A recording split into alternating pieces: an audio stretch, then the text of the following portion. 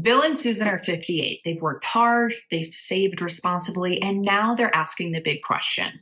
Do we have enough saved to retire? It's a simple yet challenging question to answer. Some say you need $1 million, $2 million, maybe even $5 million saved depending on where you live. But what is the real answer? Bill and Susan are feeling overwhelmed, maybe even a little panicked. Financial headlines, well, they shout that you need to have this magic retirement number in savings, claiming it isn't possible to retire unless you have this arbitrary dollar amount saved. And Bill and Susan are feeling that their retirement savings are falling short, and they're wondering if retirement is even possible. Can they retire relatively soon, or are they going to have to work longer than they hoped? Today's video is a case study on Bill and Susan, a hypothetical married couple with a very common retirement planning question. I'm Lena, financial planner and partner at Sensible, where I help real people like you live their ideal retirement following a simple and affordable approach to investing. Let's get into the details.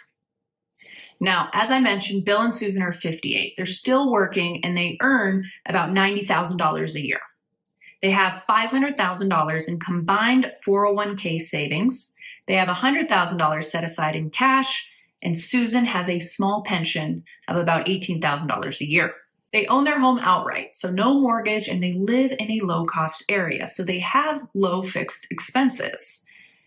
They expect to pay a combined $7,560 in health insurance until Medicare kicks in.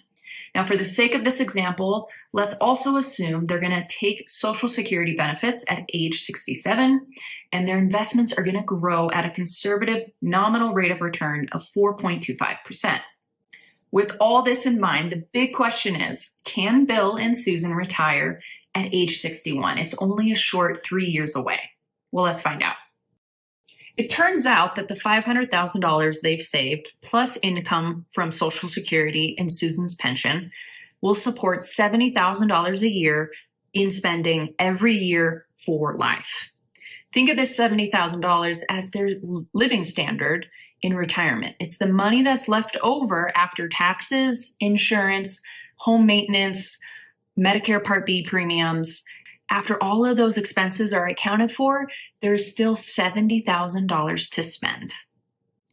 Bill and Susan, well, they're pretty satisfied with this number. And that's because currently they're only spending about $60,000 in this discretionary spending bucket. The plan shows retiring at age 61, well, it could work as long as they're comfortable with that living standard in retirement. But what happens if they were to work a little longer? How would that impact how much they have available to spend each year? Let's find out. Now, running this what-if scenario, retirement at 65 instead of 61, results in a big difference for Bill and Susan. Retirement at 65 gives Bill and Susan the capacity to spend $85,000 per year in spending after those already accounted for expenses. That's over $15,000 a year to spend every year for the rest of their lives. So where did this come from? Well, more years of salary, more employer contributions, and a reduction in health insurance costs as they have more years covered under their employer's plan. That's what drove this $15,000 annual increase in discretionary spending.